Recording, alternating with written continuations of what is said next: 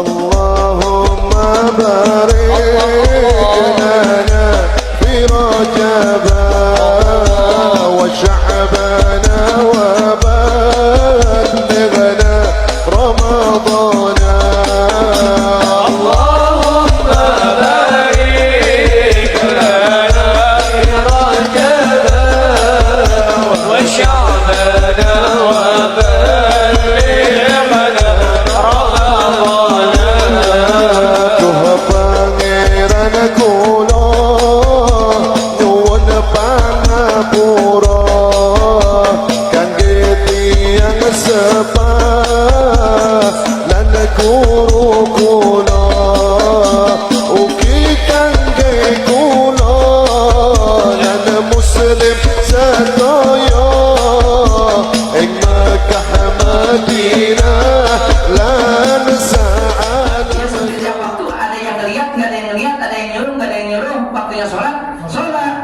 Kalau ini masih ketemunya, lagi maunya, angot. Kalau nggak lagi apa, udah lupa itu sholat. Itu kenapa?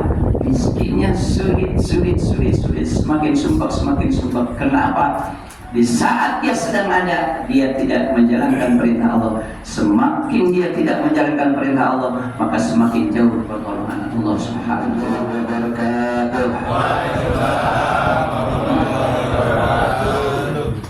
Alhamdulillahirabbil alamin. Alladzi asra bi'abdihi laila. Asyhadu an la ilaha illallah wahdahu la syarika lah.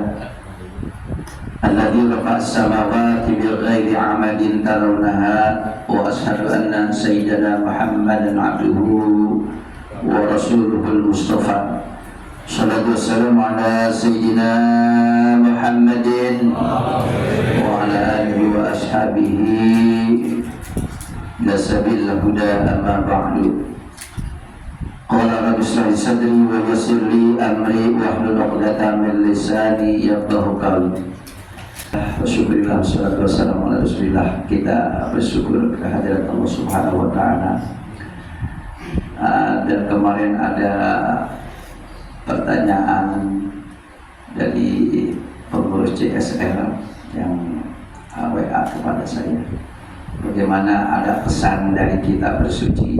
Adakah yang membuat kita unak-unak atau adakah yang membuat kita senang dengan kita hadir ke CSR? Mungkin ada satu pengalaman yang tidak ada di bersuci. Apa itu? Pijit-pijit. Nih, katanya seumur-umur nih penasehat belum pernah dipijit oleh Pak Lurah. Pak Lurah juga belum pernah pijit beliau.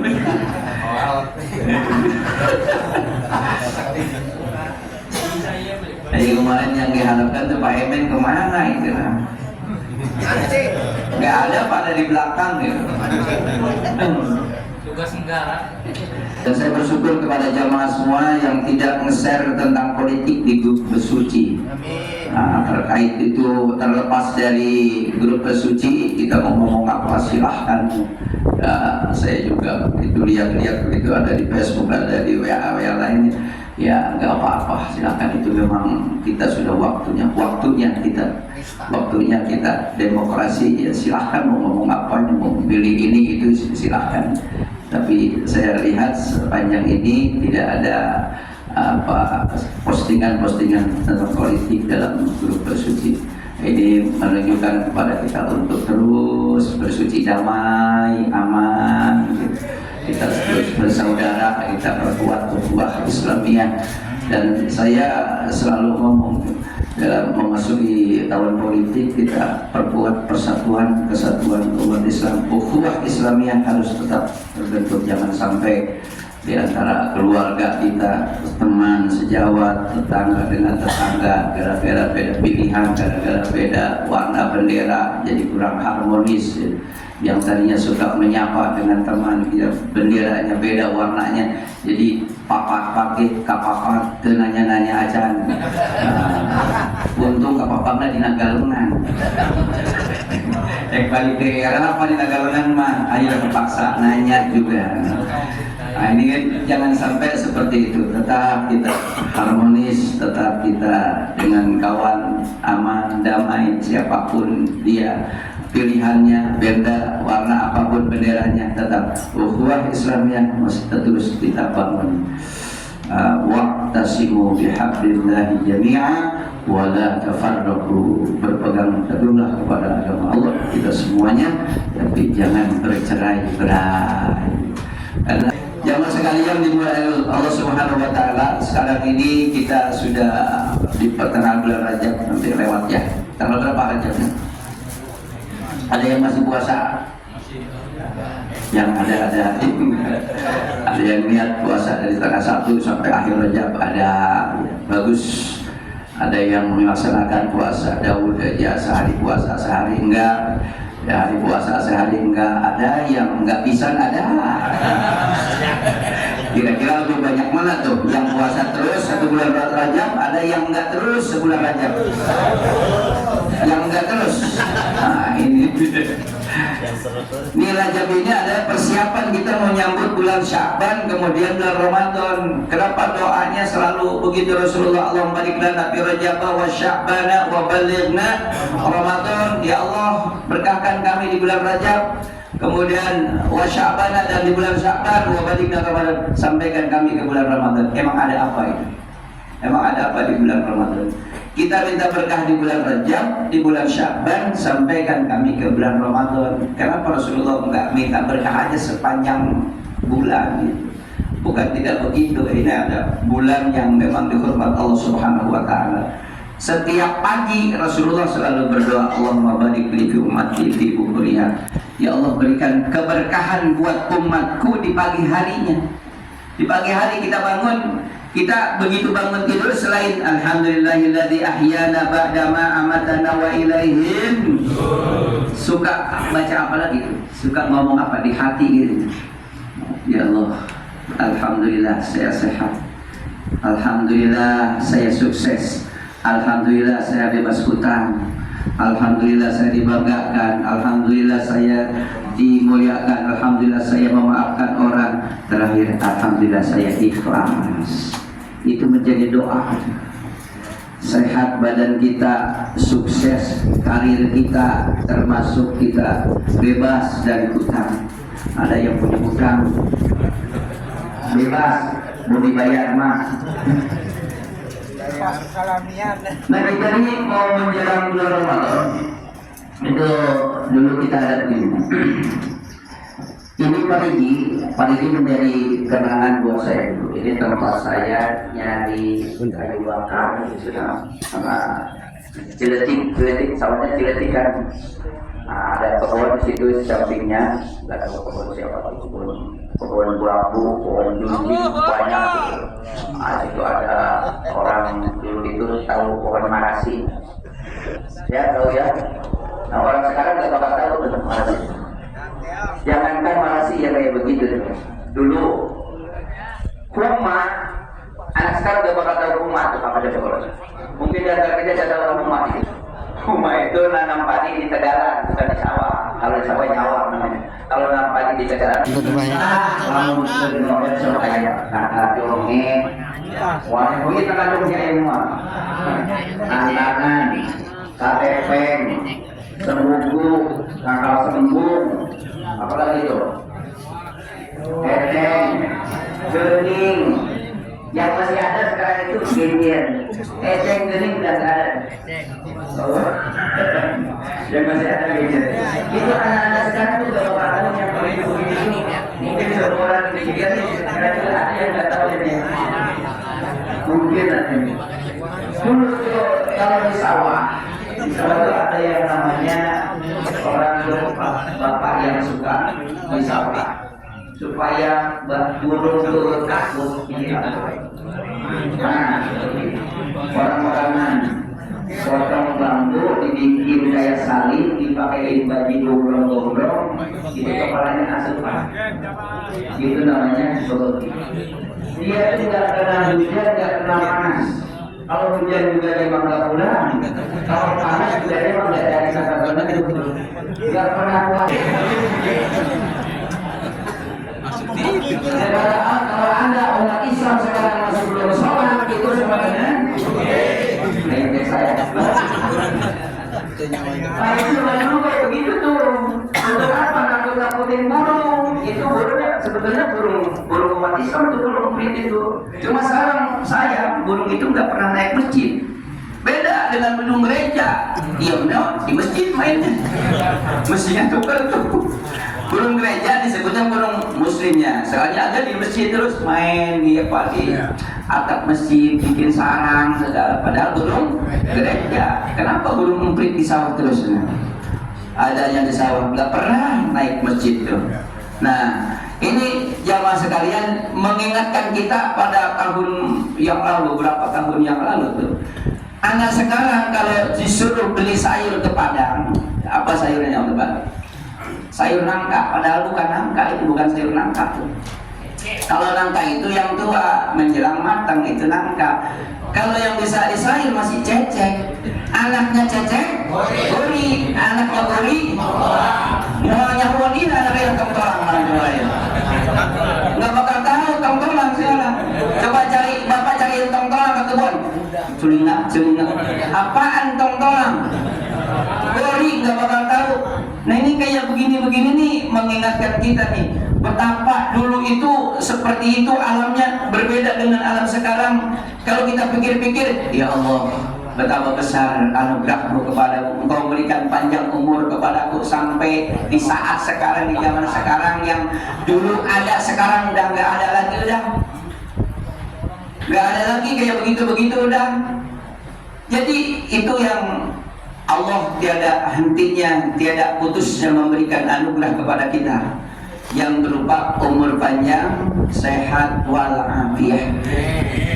Ini kan anugerah yang tidak bisa kita hitung. Gak ada manusia yang bisa hitung. Jangankan yang dari dulu sampai saat ini sudah tidak ada. Yang dari pagi bangun tidur sampai kita mau bangun lagi, mau tidur lagi nih, ada yang selalu menyertai kita dan kita nggak bisa menghitungnya. Apa coba kira-kira itu? Napas kita. Dari mulai kita bangun tadi sampai sekarang bisa nggak berapa kali ambekan? Berapa kali? Nggak bakal terhitung tuh. Belum lagi kita sebelum tidur ini tangan bisa megang apa saja, kaki bisa berjalan. Sekarang bangun tidur bisa ngeliat lagi, bisa mendengar lagi, bisa mencium lagi, tangan bisa megang lagi, kaki bisa berjalan. Dari rumah kita ke Parigi ini bisa berjalan tuh. Ini anugerah dari Allah yang tidak bisa kita hitung. Wa in ta'uddu ni'matallahi la tuhsuha. Kalau engkau menghitung nikmat Allah nggak akan mudah terhitung, nggak bakal terhitung dah. Nggak. Ini kalau diibaratkan nih air laut semua dijadikan tinta. Ini pohon-pohonan semua pohon-pohonan jadikan penanya, pulpennya untuk menulis nikmat Allah. Lautan segitu luasnya. Terus pohon-pohonan begitu banyak pakai nulis nikmat Allah. Satu nafas dan sekian, nafas kedua sekian, itu terus yang kita rasakan itu. Wa in ta'uddu ni'matallahi la tuhsuha. Ini benar-benar nyata. Lau kana al-bahru midadan li kalimati rabbi lanafidal bahru qabla an tanfada kalimatu rabbi walau ji'na bimithlihi. Surat apa? Al-Kahfi. Baca setiap hari Jumat atau malam Jumat surat Al-Kahfi. Malamnya baca surat Yasin, dilanjut baca surat Al-Waqiah, pagi, siang sebelum Jumat atau setelah Jumat baca surat Al-Kahfi. Osok tarakan. Seandainya lautan ini dijadikan tinta untuk menghitung nikmat Allah, niscaya itu lautan habis terlebih dahulu sebelum nikmat Allah habis terhitung. Walau ji'na bimisli madada, meskipun sebanyak itu lagi didatangkan tidak akan terhitung. Cuma sayang sekali kita wa qalilun min ibadiyasy syakur. sedikit sekali hambaku yang bersyukur.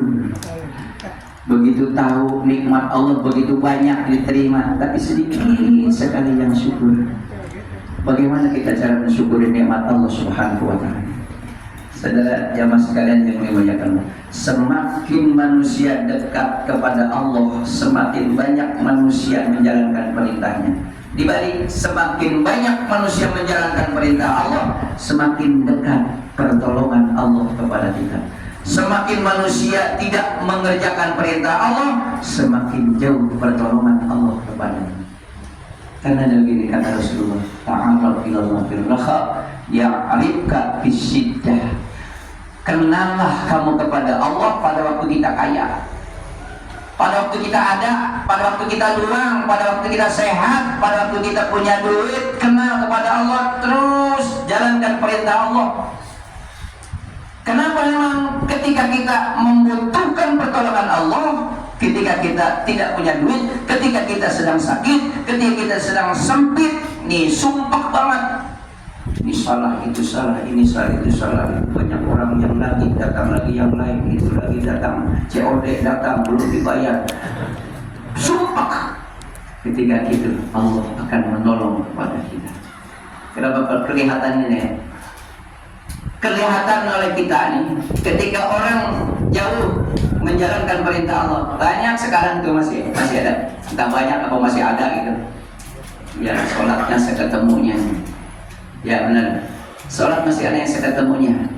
Kalau lagi kumpul dengan orang yang suka sholat, ikut sholat. Maghrib sholat. Orang sholat isya, dia ya mendingan nonton TV sambil nyangkere. Jadi sholat ketemunya. Jadi sholat itu nggak menjadi kebutuhan, nggak menjadi keharusan, nggak menjadi kewajiban. Lagi apa ya? Lagi kumat ikut sholat. Kalau pokoknya seketemunya. Kalau kita kan ya setiap waktu ada yang ngelihat, nggak ada yang ngelihat, ada yang nyuruh, nggak ada yang nyuruh. Waktunya sholat. Kalau ini masa ketemunya, lagi maunya, angot. Kalau nggak lagi angot, udah lupa itu sholat. Itu kenapa? Miskinnya sulit. Semakin sumpah. Kenapa? Di saat dia sedang ada, dia tidak menjalankan perintah Allah. Semakin dia tidak menjalankan perintah Allah, maka semakin jauh pertolongan Allah Subhanahu wa Ta'ala. Jadi sunatullah, ketika orang menjalankan perintahnya, maka Allah semakin dekat. Apa yang kita butuhkan, Allah semakin mudah untuk memberikan pertolongan. Itu kata Rasulullah. Kenallah kepada Allah ketika kita sedang ada, bukan ketika kita sedang susah. Kalau sedang susah, teng-teng tasbih, rajin ke masjid, duduk paling ngabengkuk, baca tasbih. Lagi sakit, istighfarnya banyak. Padahal sakitnya sakit gigi doang. Astagfirullah, sakit gigi itu walaupun sakit banget, satu-satunya sakit walaupun sakit banget, dongeng-dongan iya. Yang bawa bekakak juga nggak ada.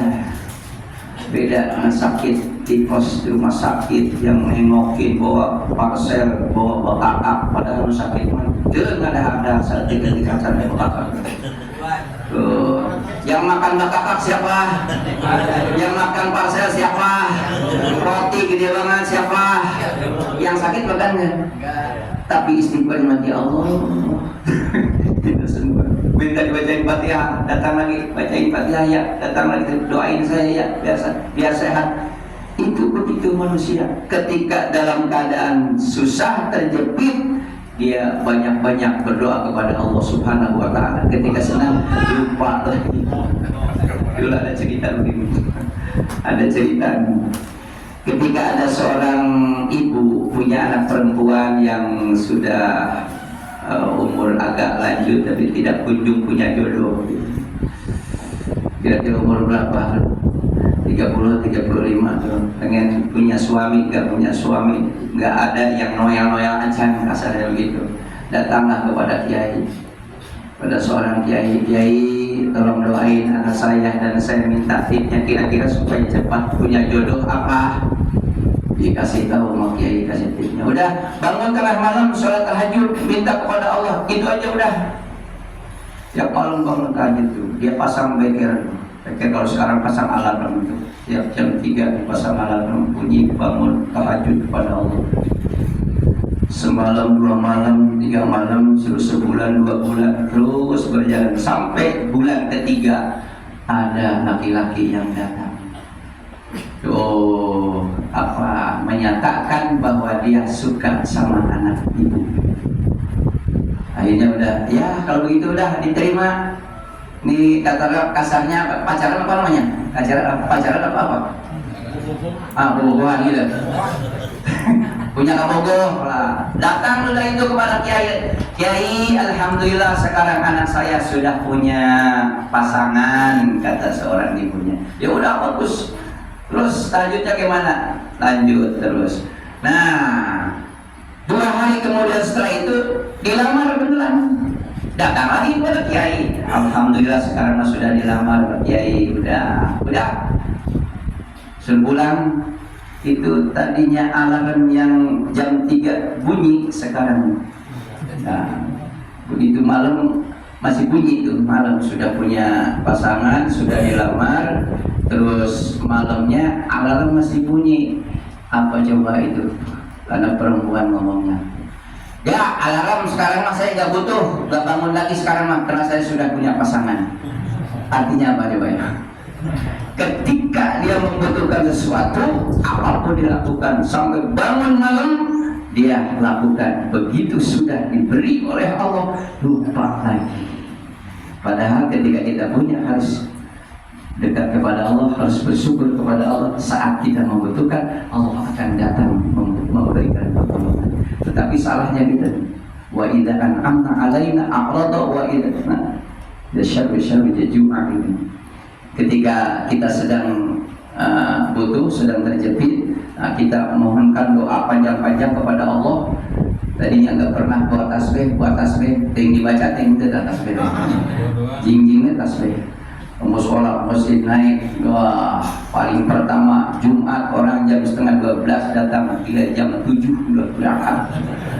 Lawan murun dah. Itu kasar gambarnya kayak begitu, Ini mengingatkan kepada kita ketika kita mohon kepada Allah, butuh pertolongan kepada Allah, jangan ketika kita sudah terjepit, jangan kita sudah susah baru minta kepada Allah. Ketika kita senang, ketika kita ada, ketika kita luang, sehat, nah itulah saatnya kita untuk memperbanyak mendekatkan diri kepada Allah Subhanahu wa Ta'ala. Ketika kita memerlukan pertolongan, Allah akan cepat memberikan pertolongan kepada kita. Nah, inilah saatnya gitu. Nah, ini jamaah sekalian yang dimuliakan Allah Subhanahu wa Ta'ala. Keadaan yang kayak begini ini banyak di tengah-tengah masyarakat gitu. Oleh karena itu, ini bulan Rajab. Kenapa Rasulullah selalu berdoa, Allah balik lana fi Rajab wa Sya'bana wa balik Ramadan. Bulan Rajab ini kan salah satu bulan yang dihormat oleh Allah, termasuk Ashhurul Hurum. Ada 4 yang tidak berurutan, yang satu lagi berpisah. Yang berurutan Dzulqa'dah, Dzulhijjah, Muharram. Terus yang berpisah Rajab. Rajab terselang dengan Sya'ban, Ramadan, Syawal. Di persiapan kata Rasulullah, inna Rajaba syahrullah wa Sya'bana syahri wa Ramadana syahrul ummati. Rajab ini bulannya bulan Allah, artinya buat memperbanyak istighfar kepada Allah. Sampai ada istighfar Rajab namanya, Rabbi birri warhamni wa tub alayya, Rabbi birri warhamni wa tub alayya. Itu istighfar Rajab namanya. Berapa banyak coba? Berapa banyak dibaca setiap hari? 70. Setelah 70 Rabbi birri warhamni wa tub alayya, innaka antat tawwabur rahim. Diakhiri innaka antat tawwabur rahim. Itu artinya yang disebut bulan Allah, bulan untuk mendekatkan diri kepada Allah dengan perbanyak mohon ampun, dibaca istighfar Rabbi birri warhamni wa tub alayya 70 balik, paling tidak lebih, ya nggak apa-apa, lebih pahalanya lebih banyak lagi. Terus wasya'bana syahri, bulan Sya'ban kata Rasulullah, bulan untuk kita memperbanyak sholawat kepada Nabi. Begitu datang bulan Ramadan, itu syahrul ummati, umatku untuk memperbanyak amal di bulan Ramadan yang tadinya diberi pahala 1, di bulan Ramadan dilipat gandakan. Yang kalau kita berbuat pahala sunnah, itu akan diberi pahala yang wajib. Kalau kita beramal kewajiban, maka akan dilipat gandakan pahalanya. Itulah disebut syahrul ummati. Banyak keterangan-keterangan para ulama di samping hadis Rasulullah SAW. Bulan Rajab itu bulan di mana Rasulullah perjalanan Isra Mi'raj dari Mekah ke mana? Ke Palestina, dari Masjidil Haram ke Masjidil. Ini semua sepakat, ulama madhab 4, ulama salaf, ulama khalaf, semua sepakat kalau Isra ini adalah nyata. Jadi nggak ragu-ragu lagi. Tapi yang khilaf ulama itu caranya. Isra ini bagaimana? Prakteknya kayak gimana? Soal berjalannya Nabi dari Mekah ke Masjidil Haram ke Masjidil Aqsa pada waktu malam itu sepakat sudah. Cuma bagaimana? Itu mimpi apa Rasulullahnya berangkat sekalian? Kalau mimpi jasadnya masih ada di Mekah, tapi ruhnya yang berangkat. Kalau berangkat semuanya, jasadnya dan ruhnya berangkat. Di Mekah sudah tidak ada lagi jasad Nabi karena berangkat. Tapi kalau mimpi jasad Nabi masih ada di Mekah, ruhnya yang berangkat. Ini yang khilaf. Yang benar yang mana? Dalam kitab Sabilul Huda war Rasyad diterangkan, kebanyakan ulama menyebutkan bahwa peristiwa Isra itu adalah biruhihi wa jasadihi yaqdatan. Nabi berangkat ruhnya dan jasadnya pada waktu melek, bukan pada waktu tidur. Kalau waktu tidur itu mimpi, rohnya doang yang berangkat. Kalau pada waktu bangun, jasadnya dan ruhnya berangkat. Sebab kalau jasad tanpa ruh itu disebut mayit.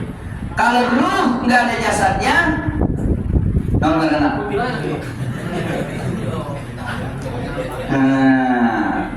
makhluk gentayangan, liriwa. Kayak gitulah, semacam itulah. Makanya di Al-Qurannya gitu lah, asra bi abdihi. Kenapa enggak bi Muhammadin? Allah telah mengisrakan, perjalankan Nabi dari Masjidil Haram ke Masjidil Aqsa pada waktu malam. Muhammad yang berangkat. Kenapa enggak begitu? Sebab Nabi yang berangkatnya. Subhanalladzi asra bi Muhammadin. Enggak begitu, tapi bi abdihi. Ini menunjukkan Abdul itu adalah hamba, seorang hamba yang terletak daripada jasad dan ruh. Jasad dan ruh, ruh dan jasad. Kalau Muhammad mungkin mimpi, ruhnya yang berangkat. Karena jasad dan ruhnya, maka disebut bukan bi Muhammadin, tapi bi abdihi. Ini kan antara ruh dan jasad ini sama-sama butuh makanan. Jasad butuh makanan, ruh juga butuh makanan. Ini yang disebut rohani dan jasmani. Ada makanan rohani, ada makanan jasmani. Kalau ngaji itu makanan apa? Rohani. Kalau sholat makanan.